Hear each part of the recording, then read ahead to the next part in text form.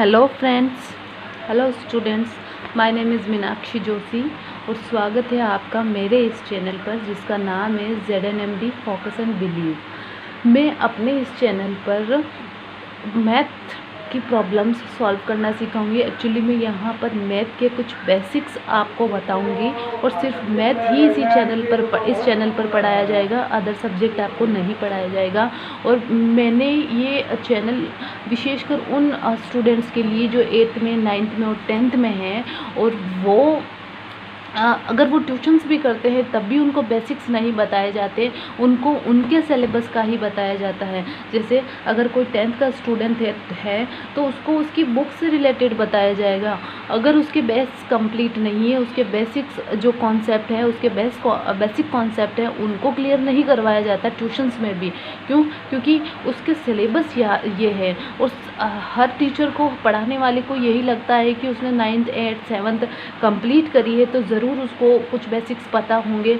Math कमज़ोर होने का मतलब ही यही है कि आपके बेसिक कंप्लीट नहीं है। ठीक वैसे जैसे अगर आपको अल्फ़ाबेट ही नहीं आता तो क्या आप बता सकते ये एप्पल लिखा हुआ है?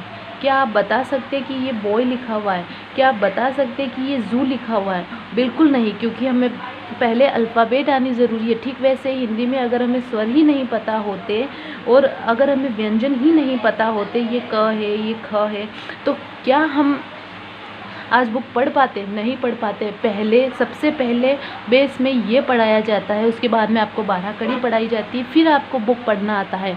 हर सब्जेक्ट का एक बेस होता है, हर सब्जेक्ट की एक 12 कड़ी होती है, हर सब्जेक्ट की अल्फ़ाबेट होती है, हर सब्जेक्ट की व्यंजन स्वर होते हैं। ठीक उसी प्रकार मैथ के भी कुछ रूल्स हैं। अगर आप मैथ की बेसिक्स कंप्लीट करते हो तो आपको मैथ बिल्कुल भी हार्ड नहीं लगेगा। होता क्या है कि अक्सर बच्चे कहते हैं कि मैथ बहुत ही भारी है, हार्ड है।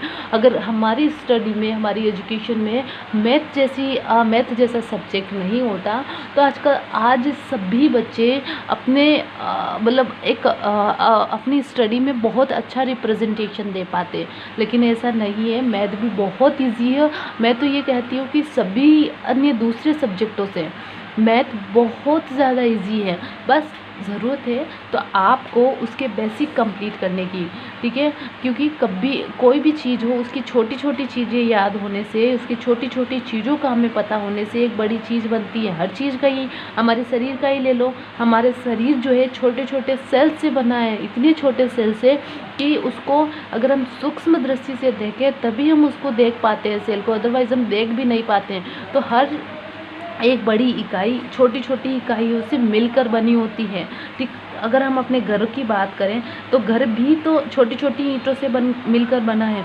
छोटी छोटी चीज़ों से मिलकर, सभी छोटी छोटी सामग्रियों को इकट्ठा किया गया तो तब जाके घर बना है। इकट्ठा किया गया सामग्रियों में, जैसे सामग्री क्या क्या लगी होगी, उसमें ईंटें लगी है, चूना पत्थर लगा है, सीमेंट लगी है। ये सारी छोटी छोटी चीज़ें मिलकर एक बड़ी चीज़ का या बड़ी इमारत का निर्माण कर रही हैं। छोटी छोटी सेल्स मिलकर उत्तक का निर्माण करती है। उत्तक के बाद शरीर के अलग अलग अंग बनते हैं और अंगों के बाद ही एक पूरा शरीर, एक ढांचा बनता है, उसके बाद में शरीर बनता है। ठीक उसी प्रकार हम मैथ को सीखने के लिए हम पहले इन ईंटों को इकट्ठा करेंगे, इस चूना पत्थर को इकट्ठा करेंगे, फिर इनको मिला के हम मैथ को आगे के पड़ाव तक लेके जाएंगे। यकीन मानिए आपको इस चैनल पर बहुत कुछ अच्छा मिलने वाला है। उनके लिए जो मैथ शुरू से सीखना चाह रहे हैं, उनके लिए जो मैथ तहे दिल से सीखना चाह रहे हैं, गणित सीखना चाह रहे हैं, क्योंकि गणित पढ़ने वालों का दिमाग बहुत तेज होता है। ये कहा नहीं जाता, ये ऐसा है भी। अगर आप दूसरे सब्जेक्ट पढ़ते हो और अगर आप मैथ पढ़ते हो तो आपको रिजल्ट बहुत अच्छे मिलेंगे। मैथ से दिमाग तेज होता है। जिस प्रकार कसरत करने से शरीर मजबूत होता है, उसी प्रकार हम अगर अपने मैथ सॉल्व करते हैं, मैथ की प्रॉब्लम सॉल्व करते हैं तो हमारे दिमाग के लिए ये अच्छी कसरत है। दिमाग मजबूत होता है। दिमाग कि जो हमारी मानसिकता है, मानसिक स्थिति है, वो बहुत अच्छी होती है। दिमाग की कसरत हो जाती है और हमें इतनी टेंशन भी नहीं होती अपने स्टडी में, क्योंकि मैथ सब जगह आता है। हम ये सोच लेते हैं कि 10th के बाद मैथ को हम बाय बाय बोल देंगे, तो ऐसा नहीं है।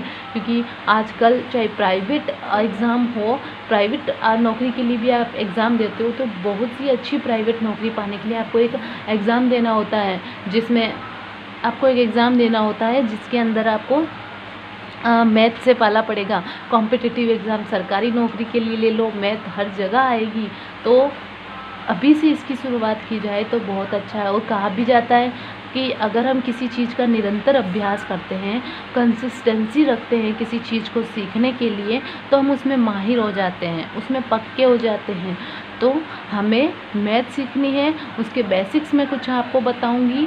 हालांकि आज मैं बहुत कम आपको बताने वाली हूँ इस वीडियो में, क्योंकि ये मेरा पहला वीडियो है और थोड़ी हेजिटेशन मुझे भी हो रही है बनाते वक्त, और बहुत ही मुश्किलों के बाद में मैं ये वीडियो बना रही हूँ, थोड़ा हिम्मत करके बना रही हूँ। तो प्लीज़ आप मेरा साथ दीजिएगा, मेरे इस चैनल को सब्सक्राइब कीजिएगा। अगर मेरा वीडियो पसंद नहीं भी आता है तो आप कमेंट सेक्शन में बताएं कि आपको क्यों पसंद नहीं आया।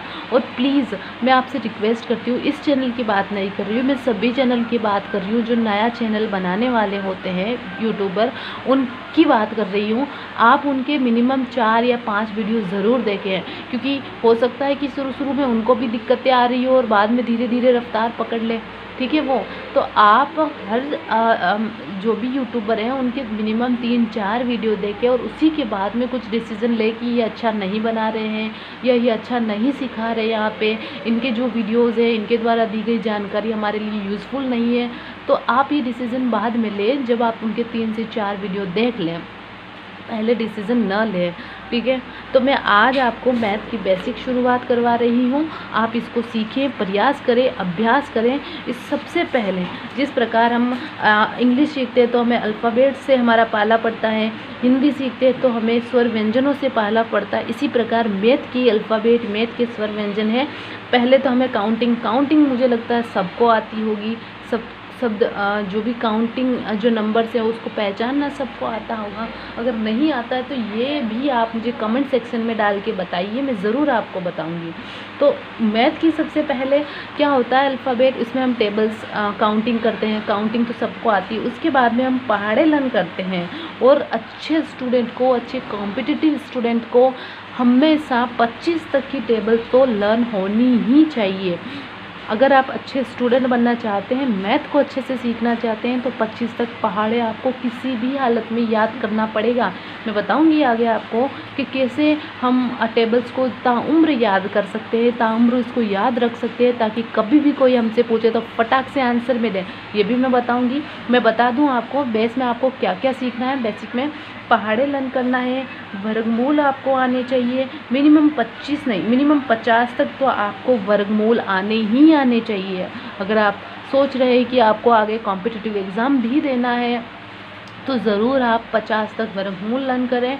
मैं आपको 60 तक के वर्गमूल बताऊंगी, जिसमें कुछ ट्रिक्स भी बताऊंगी। हालांकि मैं आज आपको कुछ ट्रिक्स नहीं बताने वाली हूँ, आपको थोड़ा सा बहुत बता रही हूँ। मैं अपने बारे में आपको इंट्रोड्यूस करवा रही हूँ, चैनल पे क्या क्या बताया जाएगा आपको इसके बारे में बता रही हूँ।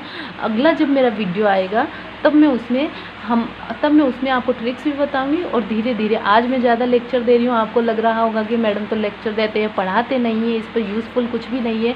ऐसा कुछ नहीं है, सिर्फ आज का है, ये मेरा फर्स्ट है, इसलिए मैं आपको बता रही हूँ। अदरवाइज़ हम इतनी बातें अपने आने वाले आगे के वीडियो में नहीं करने वाले हैं। हम आगे के वीडियो में मिनिमम बातें करेंगे, जितना हो सके उतना कम बातें करेंगे। और आप कमेंट सेक्शन में डालिए कि अगर आपको ज़्यादा लेक्चर में दे रही हूँ तो प्लीज़ आप ऐसा आगे ना दें, ऐसा मतलब जितना मैं आज बोल रही हूँ उतना ना बोलूँ और सिर्फ काम की चीज़ बताऊँ। आपको कमेंट सेक्शन में ज़रूर बताएं, और क्या आपको सीखना है, क्या आपकी कमज़ोरी है, वो सारा आप मुझे दीजिए। मैं आपके कमेंट पढ़ूँगी और उसके बाद ही उन कमेंट्स को पढ़कर आगे का वीडियो बनाऊँगी, ठीक है। पर आपको यकीन मान के फोकस भी करना होगा और आपको बिलीव करना होगा कि मैम जो पढ़ाएंगे वो बहुत अच्छा पढ़ाने वाले, हम जो पढ़ेंगे इस चैनल पे बहुत अच्छा पढ़ेंगे। और आप यकीन मान सकते हैं, क्योंकि आज नहीं लेकिन हम आगे वाले वीडियोज़ में मैं बहुत अच्छा करूँगी आपके लिए। लेकिन आपको मुझे मोटिवेट करना पड़ेगा, और मोटिवेट कैसे करोगे? चैनल को लाइक करके, सब्सक्राइब करके। वर्गमूल आपको आने चाहिए, घनमूल आपको आने चाहिए। ये काउंटिंग हो गई, टेबल्स हो गए, स्क्वायर्स हो गए और ये क्यूब रूट जो हो गए, ये सारे हमें आने चाहिए। ये मैथ के लिए, मैथ सीखने के लिए अल्फ़ाबेट की तरह ये व्यंजन और स्वरों की तरह काम करेंगे हमारे। तो पहाड़े हमें 25 तक आने चाहिए। और जो स्टूडेंट मेरे 8th क्लास के हैं, 7th क्लास के हैं, उनके लिए थोड़ी सी रियायत मैं दे देती हूँ, थोड़ी सी रियायत दे देती हूँ। और आपको 15 तक की टेबल तो याद करनी ही करनी पड़ेगी।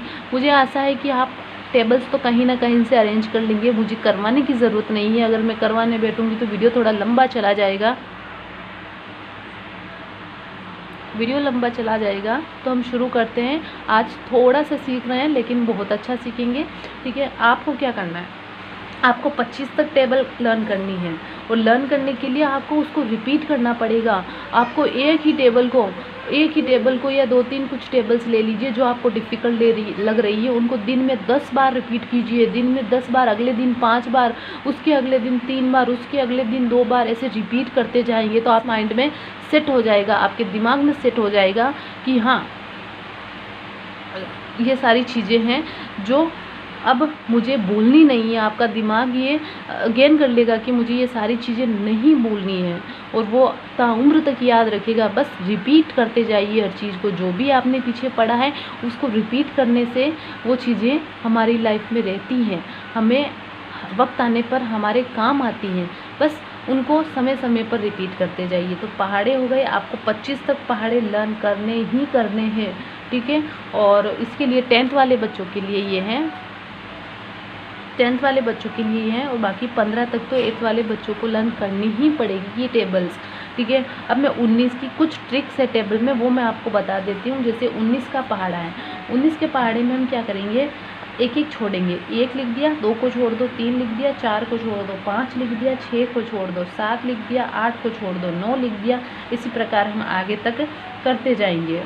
ठीक है, 16 छोड़ दो, 17 लिख दिया, और ये 90 लिख दिया।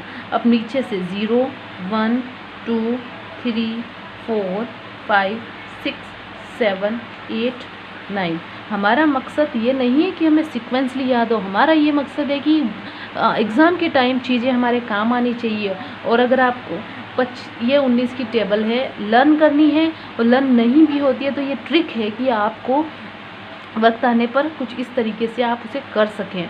ठीक है, इसी प्रकार 21 की टेबल में एक ट्रिक मैं आपको बता देती हूँ। 21 की टेबल में क्या हो रहा है, देखिए 2 का पहाड़ा लिख देना है,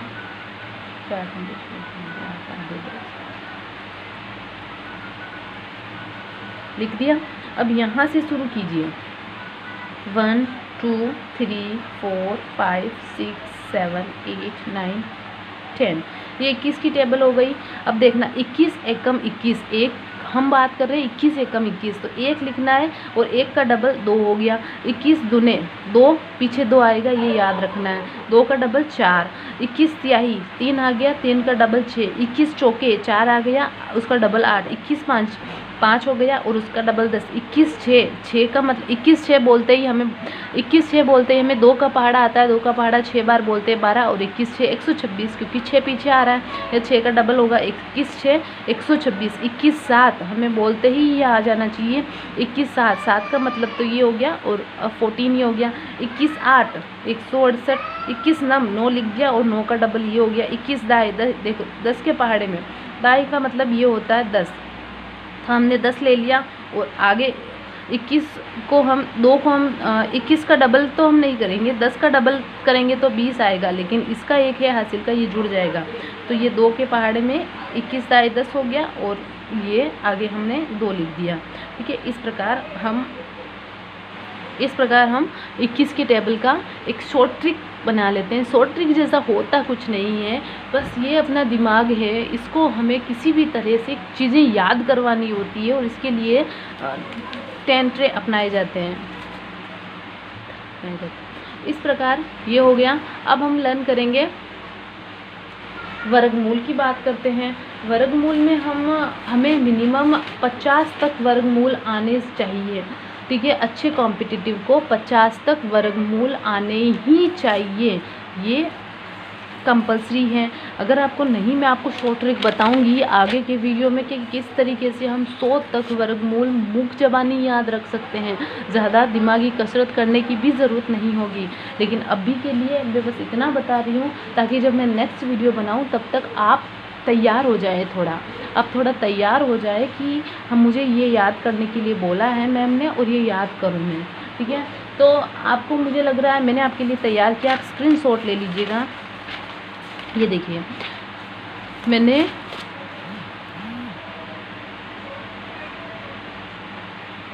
60 तक के वर्ग जो है, इनके वर्गमूल जो स्क्वायर है वो लिख के रखें। आप स्क्रीनशॉट ले लीजिए और इसको याद करने की कोशिश कीजिए। 8 तक के बच्चे हैं तो मिनिमम उनको 20 तक तो होना ही चाहिए। और बाकी आपको और अगर आप 10th में हैं और आगे कॉम्पिटिटिव एग्ज़ाम देना चाहते हैं तो प्लीज़ आप इसको पूरा लर्न करने की कोशिश कीजिए। मिनिमम 30 तक तो हो आप कर ही लीजिए। उसके बाद में मैं आपको अगले वीडियो में ट्रिक बताऊंगी जिससे कि आपको ज़्यादा एफर्ट लगाने की ज़रूरत नहीं पड़ेगी। आपको जैसे ही किसी ने कहा कि आप बताइए ना 33 का स्क्वायर कितना होता है, आप फटाक से बता देंगे कि 10 और 1000 गुण 90 जो है वो 33 का स्क्वायर होता है। ठीक है, इस प्रकार मैं आपको ट्रिक आगे बताऊंगी। या आपने स्क्रीनशॉट ले लिया होगा मेरे हिसाब से। अब चलते हैं, हम आगे की बात करते हैं। इसमें देखिए ये मैंने बताया, मैं आपको ये वाली बता देती हूँ शॉर्ट ट्रिक का। जैसे ये देखिए स्क्वायर का मतलब क्या होता है, 41 इंटू 41 कितना होता है, 2 इंटू 2 कितना होता है, 6 इंटू 6 कितना होता है। इसको हम बोलते हैं 6 का स्क्वायर कितना होता है, 36। ये 36 स्क्वायर है 6 का।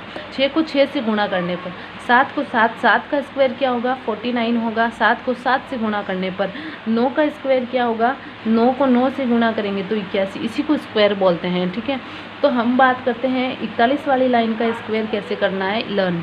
ठीक है, तो इसके लिए क्या है कि देखिए 41 में ये होता है 4 और 1, तो 4 का स्क्वायर कितना होता है, 4 इंटू 4 कितना होता है, 16 होता है। हमने यहाँ 16 लिख लिया। अब देखिए ये 1 का है, 4 और 1 नंबर पर आ रहा है 41 में। तो अब 1 में हम कितना मिलाएं, इस 1 में हम कितना मिलाएं कि ये 10 हो जाए। 9 मिलाएंगे तो 10 हो ही जाएगा। तो 9 का स्क्वायर कितना होगा, 81 होगा। लिख लिया। इस प्रकार 16, 17, 18, 19, 20, 21, 22, 23, 24, 25 तक हमें लिख लिए। 16 से 17 तक। 25 में क्यों, क्योंकि 50 में 5 का कितना होगा स्क्वायर, 25 होगा। तो 25 तक हमने लिख लिया। अब देखिए 42 की बात कर रहे हैं, तो 42 में 2 में कितना हम मिलाएं, 8 मिलाएंगे तो 8 का वर्ग कितना हो जाएगा, 64 हो जाएगा। ये 43 की बात कर रहे हैं, तो 3 में हम कितना मिलाएं, 7 मिलाएंगे तो 7 का स्क्वायर करेंगे तो ये 43 का स्क्वायर हो जाएगा। 43 इंटू 43, 18, 4 और 9।